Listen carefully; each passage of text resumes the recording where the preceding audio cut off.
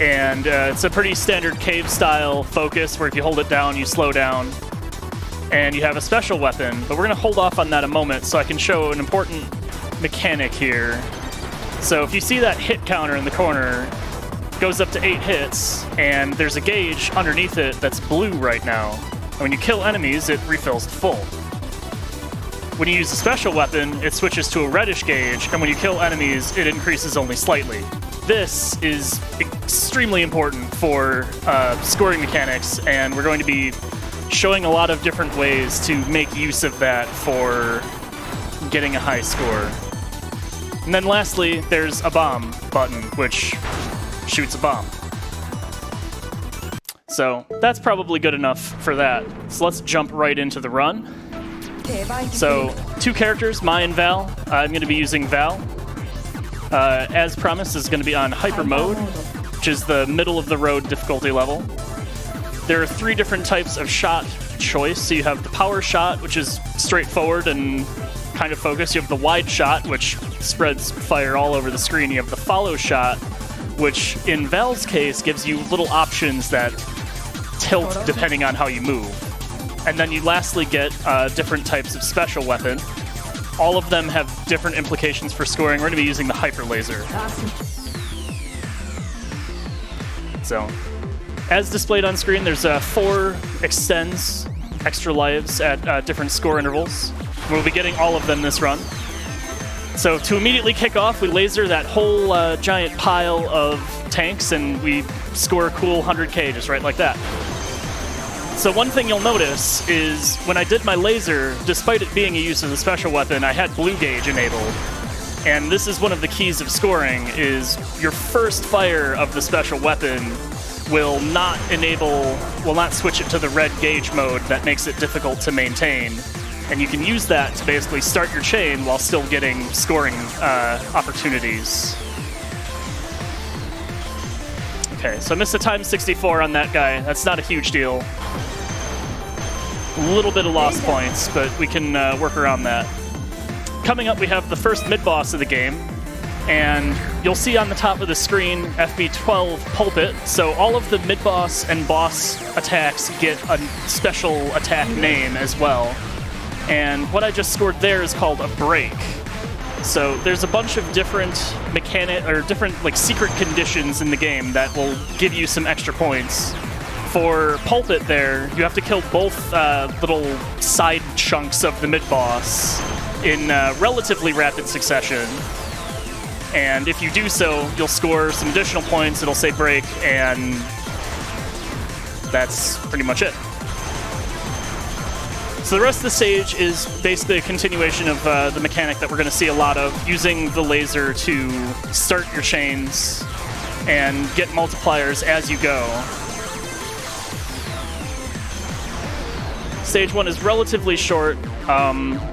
Usually at this point, I would like to come in about 4.7 or 4.8 million, but 4.4 is all right for what we're doing here. We come into the Stage 1 boss, which starts with Bluster, and Bluster is a notoriously hard break to get. You have to get all 4 of these options on the side. They all have to be dead when the boss changes phases to the next phase. And that was really close, and still happened, so we're still good, but that one always tends to be a problem. But it's worth a lot of points, so it's worth doing, especially because it's this early in the game. So the final phase, which is Gutter Snipe, also has a break, and it's kind of similar to the mid-boss, where you just have to kill the 2 side pod things. So just how tiny is your hitbox versus the bullet's hitbox? Your hitbox is tiny. Do you see the little gem thing on the center of the ship? Just barely. That's the hitbox. So you can get yourself out of a lot of trouble through some tricky maneuvering, or you can get yourself into trouble with some poor maneuvering like that. That said, that death is not a huge deal, and I basically route the beginning of the game assuming that I'm going to take 1 death between stages 1 and 2. Death in Blue Revolver is not really the end of the world like it is in a lot of other shoot-'em-up games. It doesn't really impact scoring as severely. So when you die, you get about half of a gauge of special energy back, and you get plus 2 bombs. So 2 additional bombs from your current counter. And what this means is, as long as you don't have 4 or 5 bombs at the time that you die, you will still basically get all of the resources back that you would have from the death. And so you can kind of plan around dying in particular places to ensure that you don't end up wasting resources. And as long as you're not wasting the resources, you can probably survive some unintended deaths along the way, too. So next up we have the Stage 2 mid-boss, and this thing just loves to carpet the screen with bullets, and it's got a bunch of turrets and other things providing some cover fire. But you have to hold your fire until this point when it's using the focus pattern. That's the point where you can blast it to get another break.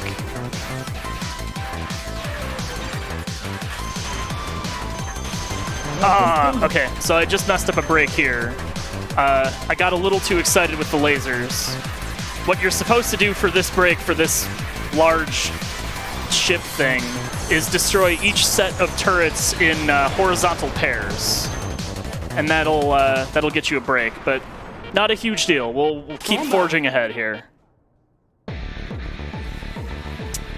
Stage 2 boss, Mirage, immediately starts with a break. You have to pay attention to which of the 4 circle turrets gets the weird targeting symbol rather than the X on it, and then fire at that one until it gives you the break. If you kill the other ones first, you invalidate your opportunity to get the break. So you do have to pay attention to that one. Heuristic just requires that you've destroyed all 4, but then Nudge requires that you don't kill all 4 but when you transition to the next phase of the boss. So you have to make sure you leave at least one of them alive. And I'll usually use some special energy to help soften that boss up a bit faster. Final phase, despite the pomp and circumstance putting those little weird bits on the side onto the boss here, there's no break. It's just keep shooting at it and finish the boss out and move on to the next stage. So 1 missed break, a little bit less score than I would usually have coming into this, but we'll call it marathon strats and nod satisfyingly to ourselves. So here we have a cool trick. If you fire your special weapon when you have a blue gauge, it'll flip to the red gauge, but you can also use that to refill the gauge and let you get a little bit of extra time to chain into the enemies that appear later on.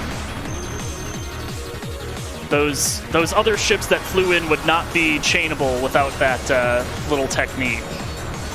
And there's a few other spots here and there where it gets used, but that's a very obvious one.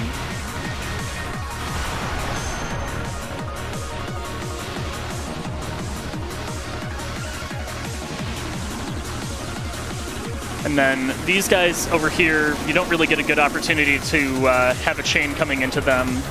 You could probably chain into it with bomb usage, but bombs are a precious resource, so you do want to be careful not to use them too much. Do you always get max score combo for using a bomb? Bombs will award you the multiplier based on your hit count, but they leave the gauge in blue mode. So you can use a bomb to build up your chain without having it basically be in flourish mode where it's cashing in and more difficult to refill. The other thing I forgot to mention is when it's in red mode, that flourish mode, your hit counter is now fixed. So you cannot gain additional hits once you've started to cash it in. So management of the 2 chain modes is really important for scoring purposes. For this extended Stage 3 mid-boss, there's a few opportunities for some good x64s, which is only available for the full 8-hit combo. And then you have an extended section coming in here where it slowly scrolls the front of the ship on screen. And if you very slowly kill all of the other parts along the way, you can keep a good chain coming up here And you can cash it in for some very lucrative times 64s. But it's difficult to do. I usually settle on getting 1 or 2 of them. Additionally, the stage 3 mid-boss will also give you a 1-up, so between the 4 score extends and the 1-up there, you can end up getting a total of 7 lives in reserve, with 0 also counting as 1.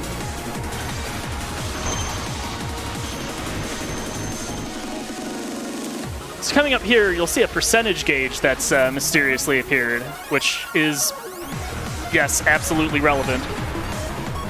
So this upcoming section at the end of the stage requires that you get 80% of the enemies killed, and that will give you a 2 million point break, which I believe is the highest single valued break in the game. So absolutely critical to make sure you kill enough of the enemies here to do that. There's also a lot of lucrative enemies in here, and you can end up getting a very significant score bump from getting a lot of 5,000 times 64s or other similarly high enemies times 64. Is it possible to get 100% for that counter? Probably, but I've never done it. Then again, I'm usually less worried about that versus ensuring that I'm getting the times 64s were available.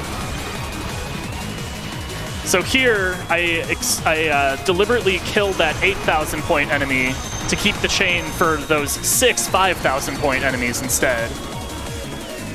So 89 is good enough. You'll see that it's green now. So 2 million points, nice and easy. And we come into the stage 3 boss with 42 million, which is actually pretty close to about where I like to be. But I have less lives than I would like, so that's not as ideal. But we'll see what we can do in stage 4. The break for the first phase of that boss is the 2 side bits. That's a pretty common theme with the breaks. Spotlight here does not have a break, despite making the little badoop noise that's trying to signal you towards things. Wizard has a break. Oof. Jeez. Wizard has a break, and it is... you have to complete the pattern and move on to the next one at a particular bullet pattern. And it's the triple shots in the middle. So those rapid-fire deaths are going to be a pretty severe problem.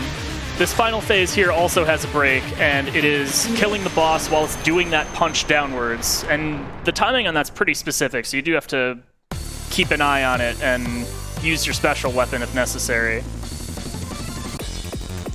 So onward to stage 4.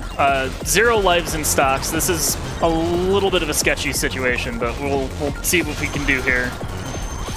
Stages 4 and 5 also are very lucrative in terms of enemy value.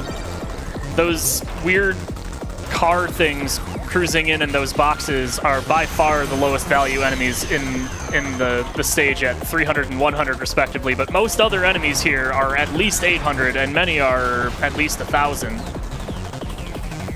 This trick here is very specific. You laser that side, you have to then bomb the left 2 options of that little mid-boss, and then while the bomb is active and keeping your chain gauge going, you then laser the other 2 and then laser the mid-boss. If you do it right like I did there, you have just enough time to get a times 64 on all of them, which is worth a lot of points and gave me enough for that extend that I just used. So destroying the 4 options is also worth a break. Ooh, jeez. Ran right into that. All right, well, we'll credit feed this. That wasn't a good enough score to really worry about, so it's an invalid score now, but it's fine. We'll still show the general principles of doing well here. That was just a bit of a panic bomb to get me out of a tight spot. Those weird gun emplacements are worth $2,000 each, so it's worth making sure that you have a 8-hit combo coming into it. And then coming up shortly after this little array of guys and this little mini power-up carrier is the mid-boss for stage 4. This is another, or I guess a variant on the destroy the options break, but this one's a little trickier. You have to destroy the options, and then it sheds the little armor, and you have to fly in and destroy the actual main part of the ship to claim the break. And that swoop in tends to get a little dicey. And it's very easy to take a hit there if you're not being careful. But with all of that done, we're coming into the end of stage 4. There's basically this set of, I don't know, toilet paper tubes, I guess? Just kind of leaving some bullets behind. And then we have this little base section here. The earlier small mid-boss from the beginning of the stage comes back for a little reprise, but it doesn't have its options this time, so there's no break available. But it's still worth a lot of points, and it's still worth trying to get a time 64 on it. And a few more rows of enemies, and we're on to the stage 4 boss. So ordinarily at this point, on a single credit, if you're doing well, you'd probably have in the 60 to 65 mil range. I think if you put the two scores together, I'd probably be in the low 60s. It would probably be okay-ish. So the stage 4 boss has some tricky patterns here, as befitting its position relatively late in the game. That first phase isn't too bad, and Slather here is not too much of an issue, but you have to make sure to hold your fire a bit, because there's a break if you wait long enough to move on to the next phase. Most of the ship choices don't have a problem getting that break, and as long as you're not basically using special weaponry, you'll get it. But Val and Follow is enormously powerful, and I end up having to actually delay to make that happen. Speaking of delaying, VDM 86 here is another pattern to hold up on. And it's a cool pattern where there's bullets streaming in from the outside and getting kind of vortexed into the boss. But one thing that this actually lets me point out is right now they're just the bullets coming in from the outside. But this game has what's called a rank system, or a dynamic difficulty system, and at higher difficulties, the boss itself is also shooting rings of bullets back out at you, which makes this a lot scarier. But you get a break if you time that section out, and with the rank what it was, it's much easier to do. So the general gist of rank, if you look at the very top of the screen, there's a thin green-colored bar there, which just filled up and now converted into a very small, thin yellow bar. So how this works is, as you're scoring from getting time 64s and breaks and all kinds of other good stuff, that gauge fills up. And then if you die, the gauge goes down 1 to several levels. So blue is rank 1, green is rank 2, yellow 3, orange 4, red 5, and it's out of 5 levels. So when you die, it'll either get reset down to 3 or down to 1, depending on the rank you had at the time you died. This mid-boss has no breaks. It's a pain. I just do what I can to get through it quickly. The rank was low enough that I probably would have been fine, but I usually like to take no chances with it because it tends to be problematic, we'll say. Stage 5, in the meantime, has a lot of very, very powerful enemies, throwing just bullets everywhere. But if you're capable of dealing with all of that, and you have lots of weapon energy and bombs to throw, you can get a huge amount of points, because the lowest that any enemy is worth in Stage 5 is 1,000, and many of them are worth several. One other thing that I just noticed that I forgot to point out that is also very critical for scoring, and part of why dying is sometimes not that big a deal. When you use a bomb, all of the bullets on screen are converted into the little energy capsules. So sometimes, if you're out of energy and you have a bomb, and there's a lot of bullets on screen, it's worth throwing a bomb out there to get some energy back that you can use to then keep on blasting enemies and getting time 64s.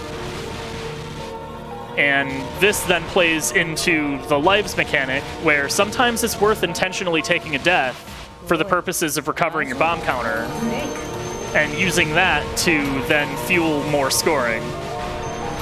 And it's very similar to mechanics that you would see in a lot of Rising shmups, notably Battle Garega, where there's a mechanic both to manage rank, where when you die, the game lets up a little bit and gets a little bit easier, and also the mechanic where when you die, you are getting parts of a bomb back rather than being reset to a number of bombs like most shoot 'em ups would do.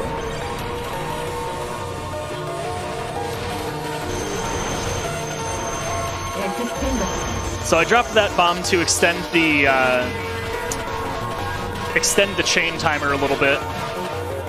The bombs are very multi-purposed in that regard, because you can use it to both build up a chain and extend the timer, because while the bomb is active, the chain timer will max out, I believe. So there's a lot of good purposes for offensive reasons to use a bomb, as well as defensive purposes of, oh man, I'm about to get hit, I need to not lose a life here, and you can use it to clear the screen, but you can also use it to get weapon energy, and you can use it to extend chain timers, and you can use it to build up a chain. And that versatility of the bomb is a large part of knowing how to score well. So in the meantime, this mid-boss also had a break, and it's basically a reprise of the Stage 1 mid-boss's break, where it's the two side parts in a rapid succession. But the time window for killing the second part is very tight. In fact, I'm quite surprised I even got the break there. I thought I had taken too long to kill the right side, so I think I just barely did it. Also seen here the just carpets of bullets that happen on Stage 5. It really doesn't mess around, and being able to score on it well also significantly boils down to just having a lot of lives, bombs, and weapon energy to throw. Because basically, you can point your laser at just about anything on this stage, and you'll hit something valuable.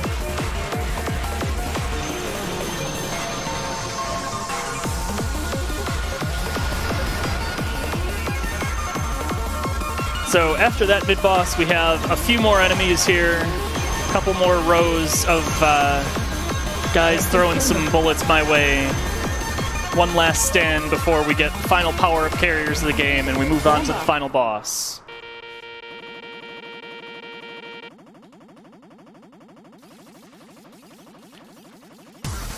And right now at rank 4, the final boss is basically going to come out swinging right here with Press. Press is a difficult pattern in the easiest of circumstances, as all of those purple bullets left up top explode into giant rows of bullets, and then the boss throws some extra chaos in there with the green sprays everywhere. So Press is one that tends to give a lot of trouble. Zugzwang, on the other hand, or Zugzwang? Zugzwang probably, because German. Is significantly easier, but an interesting pattern where these little crystals are left and the crystals spin, firing upon you. Next up we have Squib, and Squib has one of the final boss's 4 breaks. And Squib's break is kind of entertaining because you have this extra little orb that's flying around, and to get the break, you have to get the orb to not only collide with the boss, but have that collision deliver a finishing blow for the section. Which, of course, can require you to be in kind of a questionable location in terms of dodging. Next up we have Vanguard, which is another orb attack, but this time single orb that flies down the screen firing bullets everywhere. And it will always be horizontally aligned with you as it respawns. And the break for this one is to destroy that orb and then quickly move on to the next phase before the boss has a chance to spawn another one. Next up we have Filibuster Mark V, which is basically just flying back and forth at high speed, throwing various bullet patterns everywhere. These look a little bit tame, but keep in mind I've died a couple of times, and I also wasn't paying attention and forgot the break. The break for that one is the... you have to move on to the next phase when the boss is firing the green arrow attack, which requires paying specific attention because that moves fast enough that you really do have to keep an eye on it. And then lastly, we have the final pattern of hyper mode, which is Revolver. Not a blue revolver, but just Revolver. And the break for this one is to finish the final boss using your special weapon. And the trick to this is, as the pattern continues on, the boss's defense decreases. So you have to survive long enough for the defense to get low enough for you to launch a laser at it and deliver the finishing blow. So that's Blue Revolver. A bunch of unfortunate deaths and some unfortunate credit feeding, but hopefully the ideas of how to score well get across. It's really about using your laser wisely, using your bombs wisely, and knowing where the hot spots are to make sure that you're capitalizing on everything you've got.